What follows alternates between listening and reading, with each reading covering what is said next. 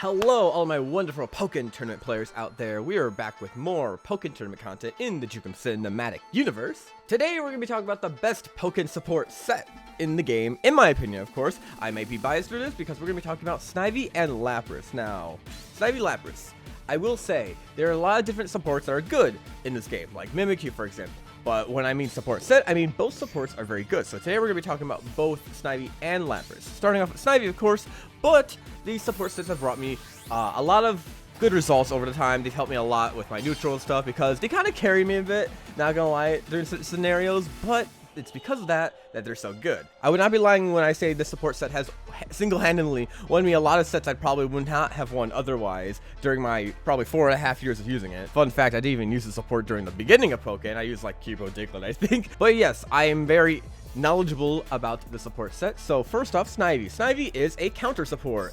As you can see, you get counter on frame 1. So very good for a reversal. The one problem with this though is because it's such a good reversal support up front in the opponent's face is that it can be reacted to with a grab, such as like that. And so it can be a bit risky if you want to try going for it when you're in the corner or something like that. But it is an option if you think your opponent is going to be pressing something. Say Lucario is going to be doing something super obvious, like you see a 6X like this. A very common Oki option for Lucario to do. There is no way Lucario is going to get out of this even with stuff like extreme speed. You're definitely going to be able to punch Lucario in a situation like this,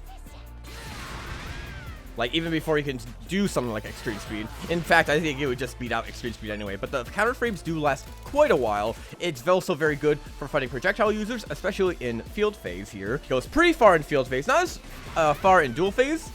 The max distance it'll go is this, but if it went further in this phase, it'd be kind of dumb. It'll activate sooner if it's up in your face, with the soonest it being able to attack is frame 23, if I recall. Other than that, though, knocks the opponent down, which is very good, especially for setup characters like Sceptile. Sceptile is the one I use it the most for, along with Napoleon, but Sceptile has a lot of good traits and synergy with the support set. Anyone with a great Oki option would probably love doing this, but the other good thing about the support set is the fact that if the opponent is in the air, you get a full combo off of it, because why not? Nah, it makes sense. Did you know in the demo of this game, or like the beta of this game, it used to knock them into the air even on the ground, which would have been pretty absurd, but you can get cool looking combos. Scales a tiny bit, but if your opponent's in a 1 HP situation and they decide to jump, like if they're trying to jump out the corner, very good to use it in the corner like this, because then they're like, oh, we're stuck, and then you could probably get something. They would jump forward probably a bit, so you'd be able to get an easier combo, because I never really noticed that it doesn't do so well when it's against the wall like that. But 56 damage, while not the best, is still a good amount of damage for what it is to start your combos. Now there's another little quirky thing I could show off real quick with Snivy, and that is the fact that you can combo off the ground. It depends on the spacing and how fast your moves are. Say your spacing's like this. Because Snivy takes a while to get close, I could hit him and put him on the wall like that. Such a very useful tool all around. It helps in lots of different situations, both when you want to anti-air someone, but you realize, oh, I won't have time to do an 8Y, because, you know, frame 1 counter armor really helps with those anti-airs. There's only a few situations where aerial opponents will be able to avoid and maybe even punish Sceptile. The only one that really comes to mind, I think it's the only thing really, is if you see Libre using Spark, because that's an air counter attack where she goes directly down. But for the most part, people aren't going to be able to attack you in time, and if they are going to attack you in time, they're going to have to be able to go into Snivy 2, and they'll be a trait at worst for you.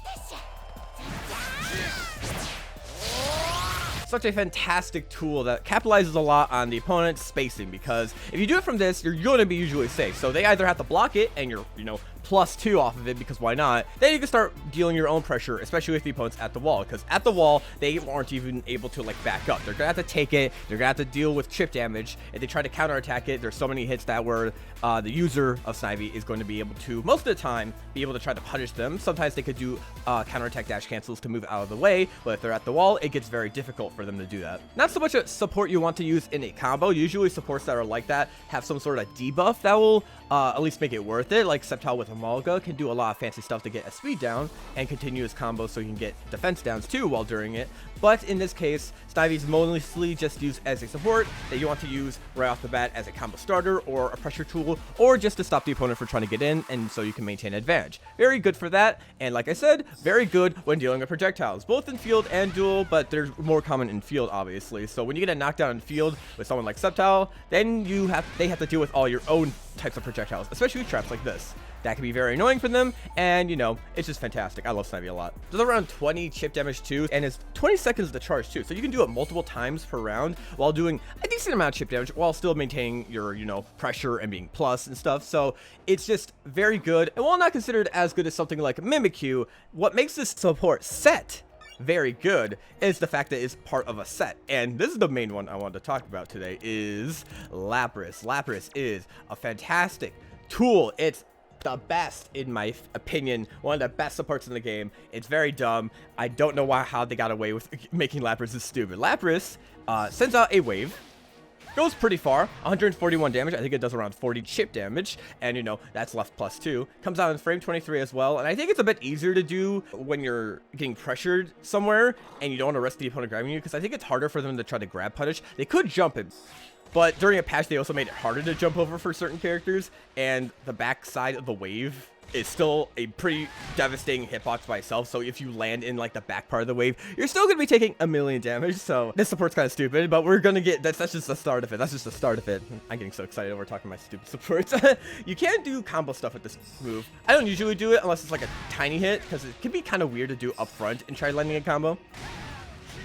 But you can do it, and it's still decent damage. This includes wall combos too, but I never landed at the wall like this. Usually I like saving it for mid-screen, but you know, you can get big damage like that. And for someone like Sceptile too, that is a defense debuff. Lots of damage, and not even a phase shift too, so you could keep up your pressure after the Leaf Blade there. But this isn't a Sceptile video, this is a Lapras video. And what more Lapras has is the fact that it erases projectiles the moment it comes out. It doesn't have counter armor at all, so you can be stuffed out before Lapras is called upon. If you have ever dealt with a situation like that where you press the L button and your support doesn't come out, that's because you've gotten hit before the frames where it's supposed to come out would usually come out. So you see how he kind of kneels down a bit before she's summoned? That's when you could usually get hit by a support. But Snivy has the counter frame, so that makes it so even if you do get hit in those states, you're not going to be devastated unless it's a piercing move. And that's the case here too, where projectiles will be able to beat you out if you do it too late. So I tried doing it right there and again. But at any moment, even if it's right in front of your face, that happens. And it's very dumb in Field Phase, because what else that Lapras has in Field Phase is the fact that it tracks people. Because why not? There's even a very weird scenario with Garchomp and using Dig, where Lapras will like spin around. It tracks very well. You can see a little bit there. And of course, in Duel Phase, you don't really care about tracking because, you know, it's going the entire Field Phase. I'm not even sure if like dashing to the side like makes it lose its homing properties like it would for other projectiles, which I find funny. She'll just keep turning around over and over again. There is a limit to it, unless you're in a weird scenario like the Garchomp thing I mentioned. But for the most part, it's very reliable, and it keeps you plus, puts pressure, makes the opponent have to stop whatever they're doing. The most they can usually get is if there's something like Chandelure, where you have a full screen beam, and that's in the air. It won't delete those types of strong projectiles like the beam, but most characters aren't going to be able to have that. What makes this great in Field Phase, in fact, besides just the fact that if they shoot a projectile and are able to block, is of course if they shoot a projectile and end up getting hit by it. Because if they get hit by this projectile, because like I mentioned, you can combo after it.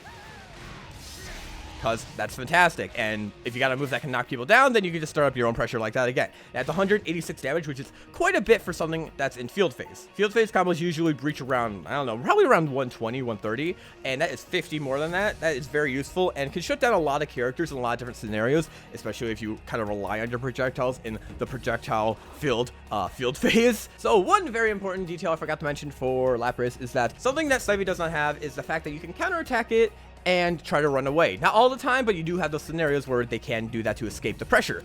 But for someone like Lapras, it pierces. So that is great. Lapras totally needed this. It's a tool that deletes projectiles, pressures the opponent, does a lot of damage, can be comboed, and all sorts of other shenanigans. There's also one other thing I want to mention for this, and the fact that it has an unblockable setup. This is why I consider it one of the best by itself, and Snivy just complements it so well for those occasional times where the opponent can jump over and punish Sceptile. Reason that I use Sceptile too is the fact that it's super easy to do, but other characters have their own uses. Usually if you have a frame 11 grab, you're able to do what I'm about to show, and that is the fact that if they try to block on Wake Up, they're going to be able to get hit by my grab. It's a very dirty setup. Because as you can see by the damage counter, 15 damage. That's from the chip damage. From what I know, this is one of the few cases in the entire game where you combo a block string hit with a grab or some other hit. So it's comboing the 15 chip damage with my attack. So that is why I'm doing 105 damage with my grab, when I would usually only be doing 90. It does scale a bit too oh no, it doesn't scale. 15 plus 90 is 105. I'm stupid. Anyway, what makes it very dirty though is if the opponent tries to jump, then you know they're gonna get hit by Lapras. And you know that's 141 damage. Okay, it only gets hit by one hit, but if you're against the wall, then that's a full combo and you're just got to deal with it.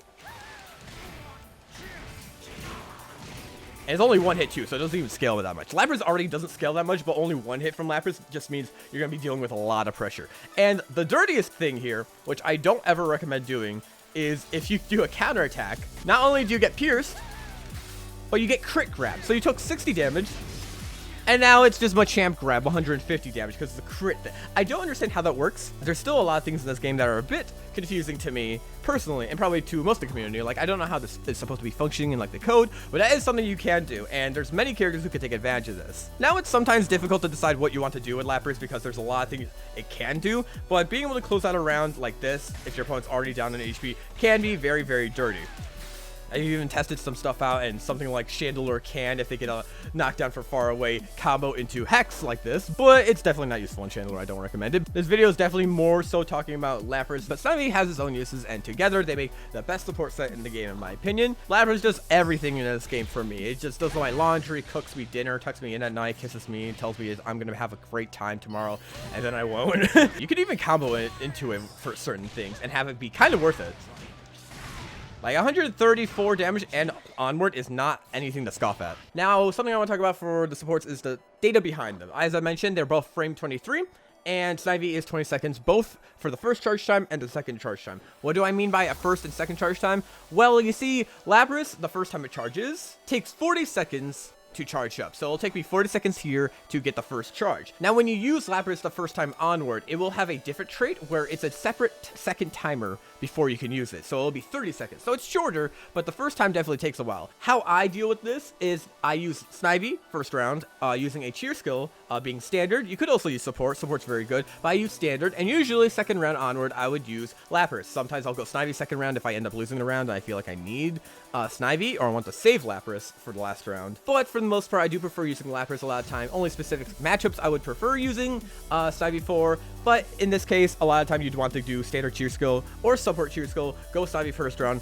have all the short charge times that you can use back to back to back, and then go to Lapras, and you'll be able to use it at least 3 times per round, because you could start it within, I think it's like the first 10 seconds, wait 30 seconds if you want, or at least just use it twice per round, and you'll have it readily available. It's very good. Both these supports are fantastic. What surprises me the most about these two supports is that compared to other supports, they're not used as often, despite how simple they really are. Like, they're simple, but very versatile. And I just kind of wanted to spread the word about how stupid they are and all the uses they have. And there's even some magic specific scenarios where they're very good. For example, Lapras destroys Aegislash whenever he tries to go in defense mode, while Snivy, very good for dealing with someone like Gardevoir who has a very slow jump. Very good supports, and I love them so much, and I will continue to use them because, not gonna lie, I kind of get carried by them, and I've ended up trying to use some other supports to see if I could actually just improve my natural gameplay. But if you're already pretty decent at the game, or you want to get a little carry just so you can get by, or you just love using Snivy and Lapras because they're both great, I highly recommend using the support set. You know, for being a base support set, they sure are like literally the best set in the game. Like I said, Mimikyu is potentially better than either of them, but I do personally like using this. Honestly, I kind of think Lapras might be the best in the game for certain things, because it's just very stupid. Some people would even consider it kind of toxic, but I like toxic when it's on my side. Therefore, it's fine. Yeah, I hope you all enjoyed the video. It's a fantastic time talking about Pokkén Tournament, as always. So I hope you all have a fantastic day. I'm very cringe, but yeah, see you guys next time. Thank you for support, and see you more for more Pokkén content. I'm saying more a lot, but I'm cringe. I'm very lazy. I'm not redoing that take. That take can stay in.